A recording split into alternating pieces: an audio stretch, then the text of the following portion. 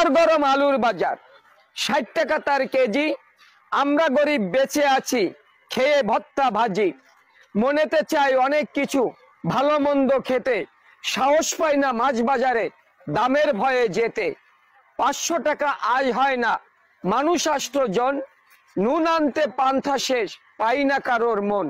ছোট্ট ছোট্ট পোলা পানে না বুঝে ধরে কত বায়না, দীর্ঘশ্বাস বুকে চেপে বলি বাবা আমরা হলাম গরিব মানুষ, এসব কিছু খায় না। ভুলে গেছি গরুর গোস্ত না মানি না মুখে, এসব এখন ধনির পণ্য, তারা খেয়ে থাক না বেঁচে সুখে। বলবো শুনবে ইলিশ মাছ রূপকথার এক গল্প, সেই যে কবে খেয়েছিলাম দাম ছিল তখন অল্প। এসব কথা ভাবতে গেলে কষ্টের নাই শেষ, সিন্ডিকেটের কবলে এখন গোটা বাংলাদেশ। প্রিয় দর্শক, আসসালামু আলাইকুম। আমার